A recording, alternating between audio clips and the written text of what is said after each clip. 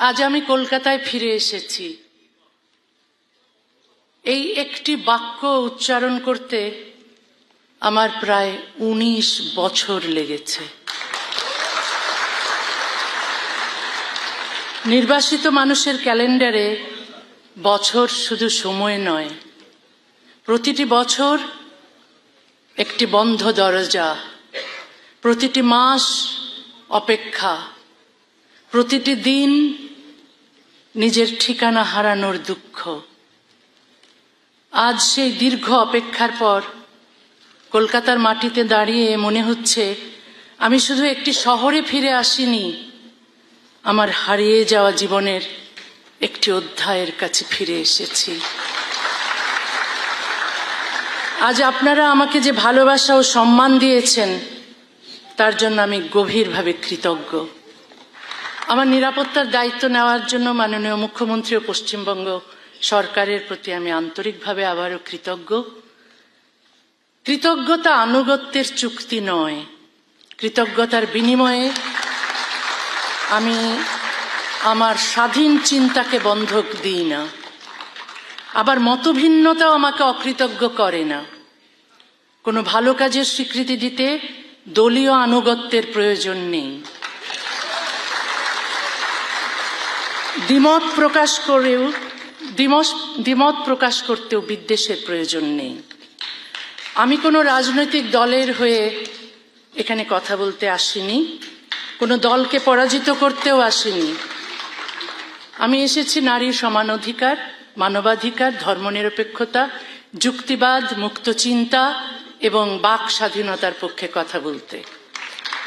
আজকের দিনটি সাক্ষ্য দিচ্ছে ভয় চিরস্থায়ী নয়, নিষেধাজ্ঞা চিরস্থায়ী নয়, বন্ধ দরজাও চিরকাল বন্ধ থাকে না।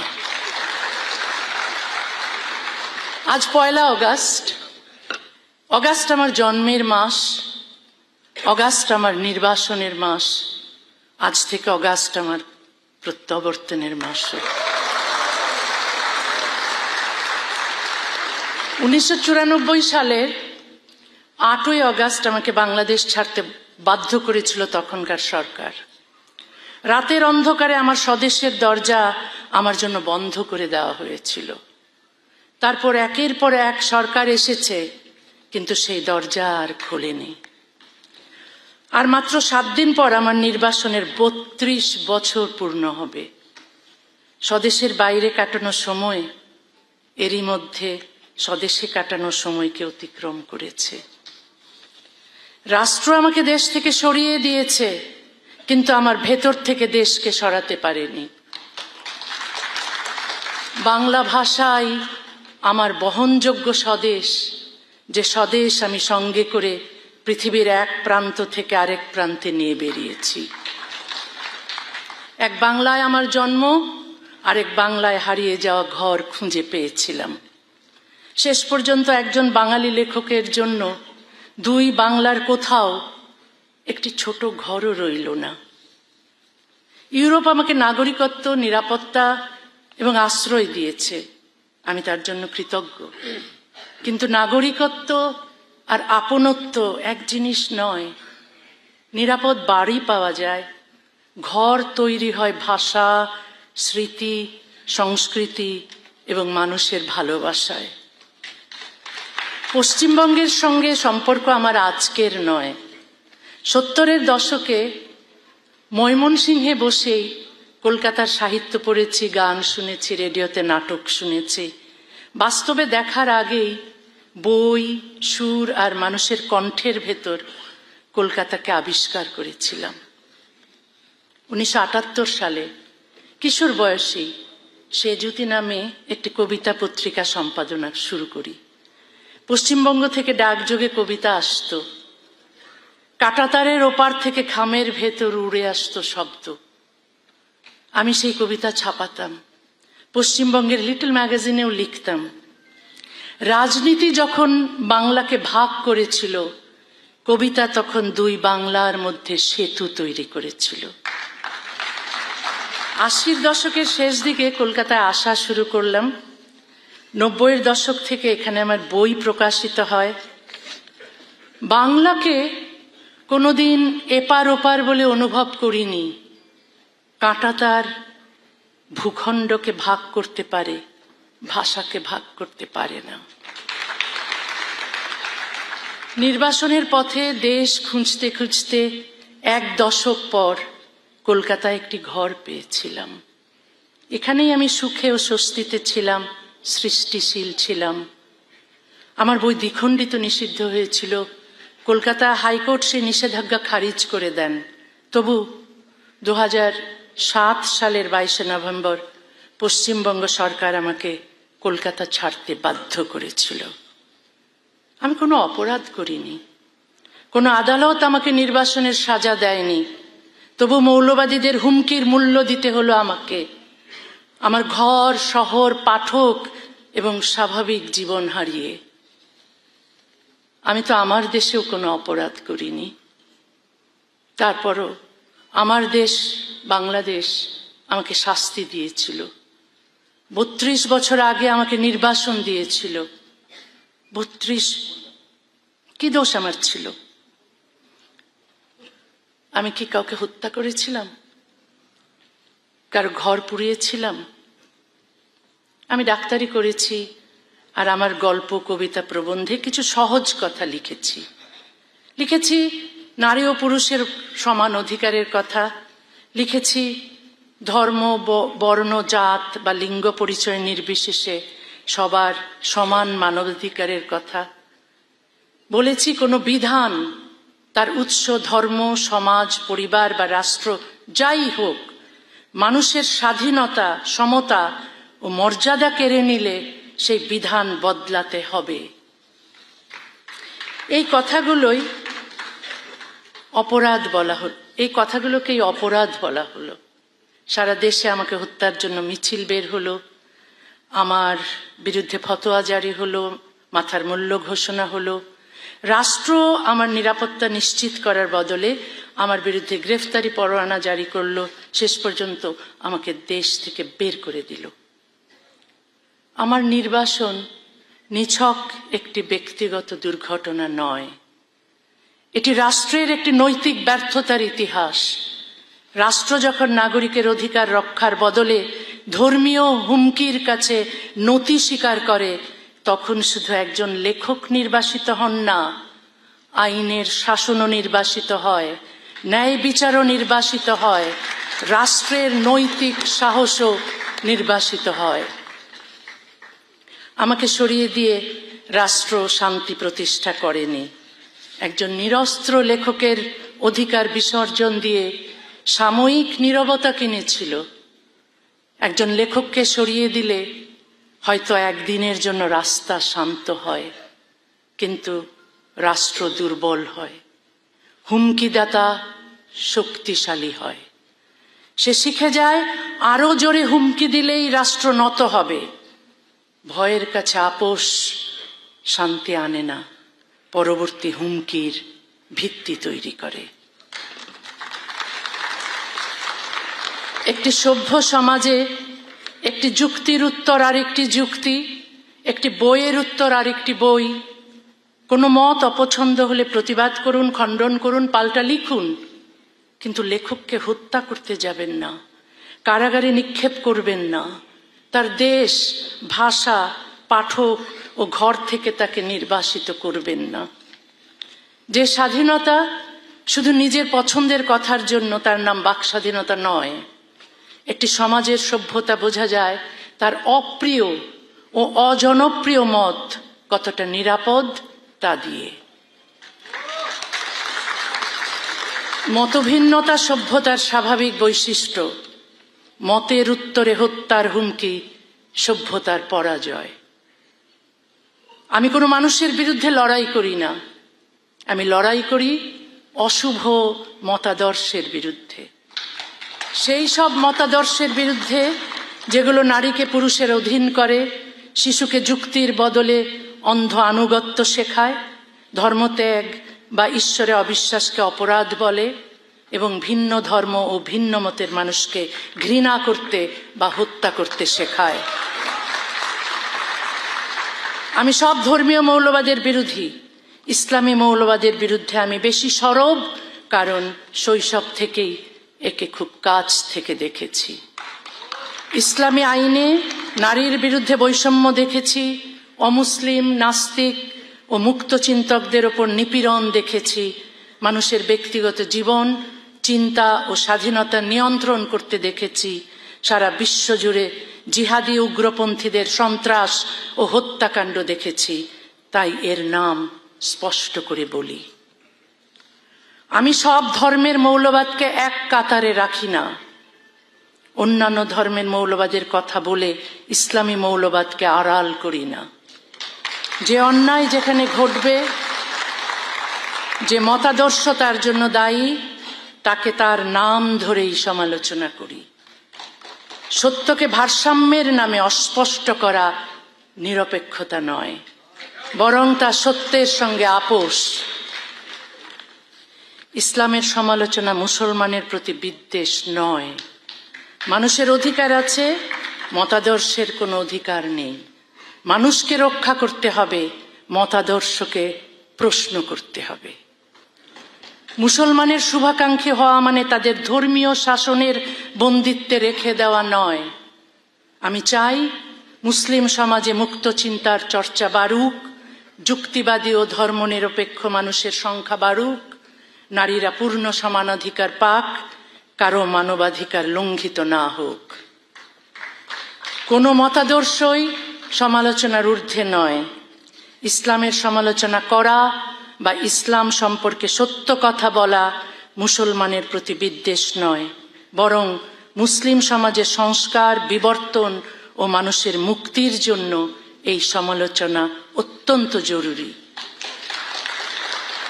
আজ বিশ্বের অধিকাংশ গণতান্ত্রিক সমাজে খ্রিস্ট ধর্ম, হিন্দু ধর্ম, ইহুদি ধর্ম, বৌদ্ধ ধর্ম, কোনো ধর্মই নীতিগতভাবে সমালোচনার ঊর্ধ্বে নয়। ধর্ম ও ধর্মীয় প্রতিষ্ঠানের সমালোচনা করেই এসব সমাজ বহু পুরনো বৈষম্য ও কুসংস্কার থেকে বেরিয়ে এসেছে। খ্রিস্টান বিশ্বে ইনকুইজিশন ছিল। ঈশ্বরের অস্তিত্বে সন্দেহ করলেই এককালে মানুষকে মেরে ফেলা হতো। স্প্যানিশ ইনকুইজিশন এখন ইতিহাসের একটি অন্ধকার অধ্যায়। কিন্তু মুসলিম বিশ্বের বহু দেশে ইসলামী ইনকুইজিশন চলছে। ধর্মীয় অনুভূতিতে আঘাত লাগার আইন, ফতোয়া, কারাবাস, গণপিটুনি, হত্যার হুমকি এবং নির্বাসন সব কিছুর উদ্দেশ্য এক: সংস্কারক বা সমালোচকের মুখ বন্ধ করো। এই কারণেই মুসলিম সমাজের মুক্ত চিন্তকদের কেউ খুন হয়েছেন, কেউ কারাগারে, কেউ নির্বাসনে। আমরা যারা জীবনের ঝুঁকি নিয়ে ভিন্ন মত প্রকাশ করছি, আমরা চাই মুসলিম সমাজও অন্ধ আনুগত্যের শৃঙ্খল ভেঙে যুক্তি, সমতা, মানবাধিকার ও আধুনিকতার পথে এগিয়ে যাক। আমরা সমালোচনা করি ধ্বংস করার জন্য নয়, করি পরিবর্তনের জন্য।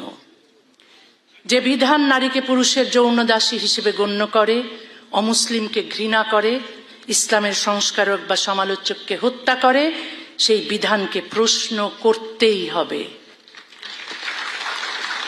আরো বেদনাদায়ক হলো, মুসলিম সমাজকে অন্ধকারে রাখতে শুধু ইসলামী উগ্রপন্থীরাই সক্রিয় নন, তথাকথিত প্রগতিশীল ও বামপন্থীদের একটি অংশ এই অচলাবস্থাকে রক্ষা করেন।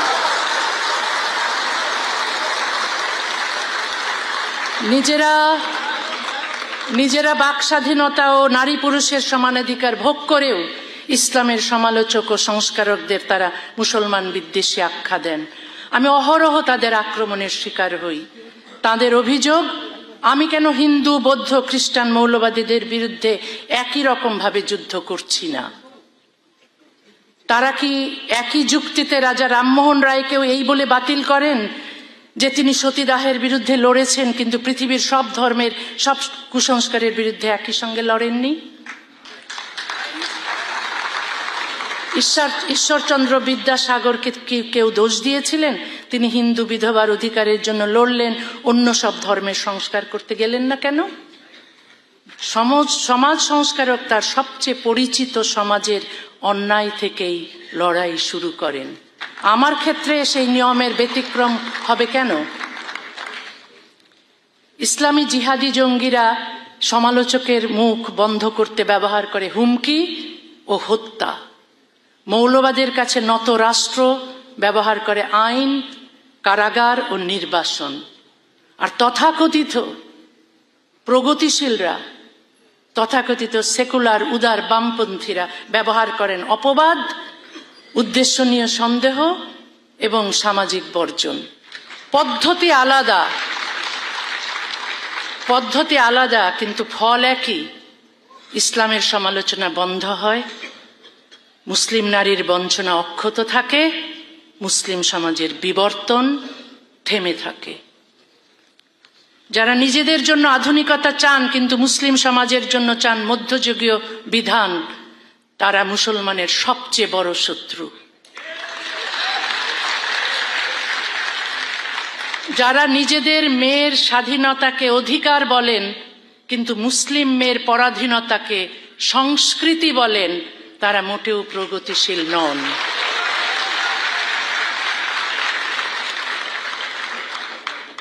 মুসলিম বিশ্বের বহু সমাজে এখনো সপ্তম শতাব্দীর সামাজিক বাস্তবতায় তৈরি নারী বিরোধী ও বৈষম্যমূলক বিধানকে চিরন্তন আইন হিসেবে মানা হয়। ক্যালেন্ডার এগোলেই সমাজ আধুনিক হয় না, হাতে আধুনিক প্রযুক্তি এলেই, শহরে উঁচু ভবন উঠলেই সমাজ আধুনিক হয় না। আধুনিক হতে হলে আইন, শিক্ষা, নৈতিকতা এবং রাষ্ট্রচিন্তাকেও আধুনিক হতে হয়। কোনো প্রাচীন বিধানকে আজকের মানবাধিকার, স্বাধীনতা ও সমতার মানদণ্ডে অন্যায় মনে হলে তা বদলাতেই হবে। আমি মানুষের ধর্ম মানার, ধর্ম গ্রহণ করার, ধর্ম প্রচার করার অধিকার মানি। একই সঙ্গে ধর্ম না মানার, ধর্ম ত্যাগ করার এবং ধর্মের সমালোচনা করার অধিকারও মানি। বিশ্বাসের স্বাধীনতা বিশ্বাসকে সমালোচনার ঊর্ধ্বে তোলে না। বিশ্বাসের স্বাধীনতা থাকলে অবিশ্বাসের স্বাধীনতাও থাকতে হবে। সত্যিকারের ধর্মনিরপেক্ষতা শুধু সব ধর্মের উৎসবে যোগ দেওয়া নয়। ধর্মনিরপেক্ষতা হলো রাষ্ট্র, আইন, রাজনীতি ও শিক্ষা ব্যবস্থা থেকে ধর্মীয় কর্তৃত্বকে পৃথক রাখা। রাষ্ট্রের কাজ কোনো ধর্মকে রক্ষা করা নয়, রাষ্ট্রের কাজ বিশ্বাসী ও অবিশ্বাসী সব নাগরিকের সমান অধিকার রক্ষা করা। রাষ্ট্রের কোনো ধর্ম থাকবে না, রাষ্ট্রের থাকবে ন্যায়। আইনের কোনো ধর্ম থাকবে না, আইনের থাকবে সমতা। একজন নারীর অধিকার তার জন্ম বা ধর্মীয় পরিচয়ের উপর নির্ভর করতে পারে না। তার শরীর তার নিজের, জীবন তার নিজের, সিদ্ধান্তও তার নিজের। কোনো ধর্মীয় আইন নারীকে পুরুষের সমান অধিকার না দিলে সেই আইন বাতিল করতে হবে। ধর্মের মর্যাদার চেয়ে মানুষের মর্যাদা বড়। একই দেশের নাগরিকের অধিকার ধর্মভেদে আলাদা হতে পারে না। ভারত ও বাংলাদেশ দুই দেশেই ধর্মীয় পরিচয়ের ঊর্ধ্বে অভিন্ন দেওয়ানি বিধি দরকার, তবে তা সংখ্যাগুরু ধর্মের বিধান নয়। সংবিধান, মানবাধিকার এবং নারী পুরুষের পূর্ণ সমতার ভিত্তিতে রচিত হবে নাগরিক আইন।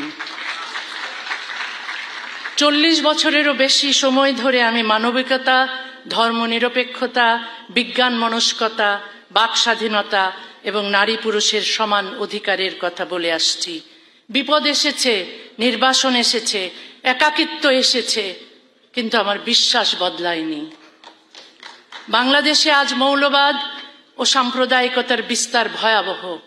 রাজীব হায়দার, অভিজিৎ ঘোষ, ওয়াশিকুর রহমান বাবু,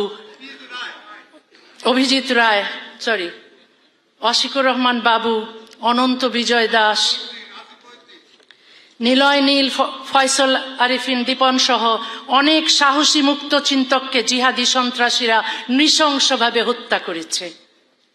তাদের অপরাধ ছিল তারা প্রশ্ন করেছিলেন, ইসলামের বৈষম্যমূলক বিধানের সমালোচনা করেছিলেন, অবিশ্বাসীদের দমন এবং বাক স্বাধীনতার পর আক্রমণের সত্য তুলে ধরেছিলেন। তাদের হত্যা করে সমাজকে একটি বার্তা দেওয়া হয়েছে, প্রশ্ন করলে মৃত্যু, নীরব থাকলে জীবন। আমি সেই শর্ত মানি না। যে জীবন নীরবতার বিনিময়ে কিনতে হয় সেটি স্বাধীন জীবন নয়। কিন্তু প্রশ্নকে হত্যা করা যায় না। একজন প্রশ্নকারীকে হত্যা করলে সেই প্রশ্ন আরো বহু মানুষের কণ্ঠে ফিরে আসে।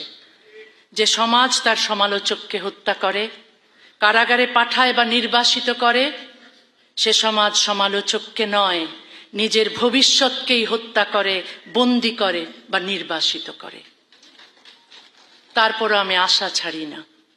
আমি বিশ্বাস করি একদিন বাংলাদেশেও রাষ্ট্র ও ধর্ম পৃথক হবে, নারী পূর্ণ সমান অধিকার পাবে, ধর্মীয় সংখ্যালঘুরা নিরাপদে বাস করবে, নাস্তিক ও মুক্তচিন্তকরা নিরাপত্তা রক্ষী ছাড়াই রাস্তায় হাঁটতে পারবে। আশা কোনো অন্ধ আশাবাদ নয়, আশা কোনো অন্ধ আশাবাদ নয়, অন্ধকারের অস্তিত্ব জেনেও আলো তৈরি করার জেদ। আমি এমন এক উপমহাদেশের স্বপ্ন দেখি যেখানে ধর্মান্ধতার বদলে থাকবে বিজ্ঞান মনস্কতা, অজ্ঞতার বদলে শিক্ষা, বর্বরতার বদলে মানবিকতা এবং পশ্চাৎপদতার বদলে আধুনিকতা। মৌলবাদ অজ্ঞতা, বিদ্বেষ ও হিংসাকে নিয়ে দাবানলের মতো ছড়ায়, আর দাবানল কাঁটা তার মানে না। 1947 সালে ধর্মের ভিত্তিতে দেশভাগ এই উপমহাদেশে ভয়াবহ বিপর্যয় ঘটিয়েছিল। ধর্মের নামে আর কোনো দেশভাগ নয়, আর কোনো রক্তপাত নয়, আর কোনো নির্বাসন নয়। শান্তি প্রতিষ্ঠিত হোক সততা, সমতা, সহিষ্ণুতা, মানবিকতা, উদারতা এবং পারস্পরিক শ্রদ্ধার ভিত্তিতে। এই স্বপ্ন নিয়ে আজ আমি আবার কলকাতার সামনে দাঁড়িয়েছি।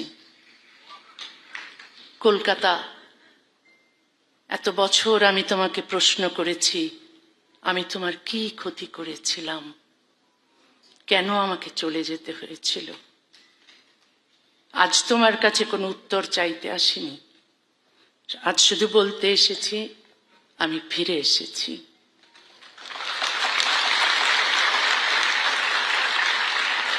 আমার চোখে জল আছে, মনে অভিমান আছে, কিন্তু 2 হাত ভরা ভালোবাসাও আছে।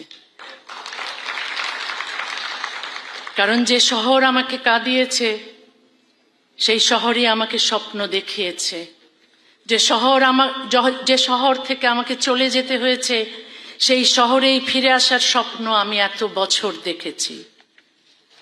আমি জানি চলে যাওয়া আর ফিরে আসার মাঝখানের 19 বছর কেউ আমাকে ফিরিয়ে দিতে পারবে না।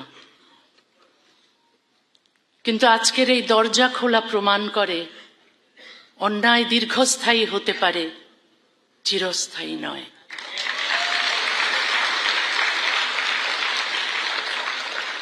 আমার কলকাতায় ফেরা শুধু আমার ব্যক্তিগত আনন্দ নয়, এটি নির্বাসন ও নিষেধাজ্ঞার বিরুদ্ধে বাক স্বাধীনতা, মুক্ত চিন্তা এবং মানুষের ভালোবাসার একটি জয়। নির্বাসন আমার ঠিকানা কেড়ে নিয়েছে, কিন্তু আমার ভাষা কেড়ে নিতে পারেনি। আমার ঘর কেড়ে নিয়েছে, কিন্তু ঘরে ফেরার আকাঙ্ক্ষা কেড়ে নিতে পারেনি। আমি যতদিন বেঁচে থাকব, পৃথিবীর যে প্রান্তেই থাকি, লিখব। যা সত্য বলে বিশ্বাস করি তা বলবো। আজ 1 অগাস্ট 2026। আজকের দিনটি আমার জীবনে শুধু একটি অনুষ্ঠানের দিন নয়, একটি বন্ধ দরজা খোলার দিন। ইতিহাস যেমন মনে রাখে কারা দরজা বন্ধ করেছিল, ইতিহাস তেমনি মনে রাখে কারা দরজা খুলেছিল।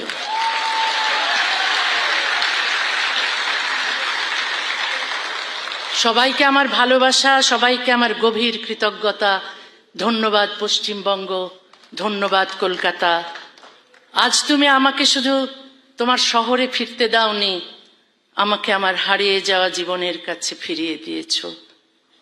আজ আবার আমি বলতে পারি, শেষ পর্যন্ত কোনো মানচিত্র নয়, মানুষের ভালোবাসাই আমার দেশ। নমস্কার।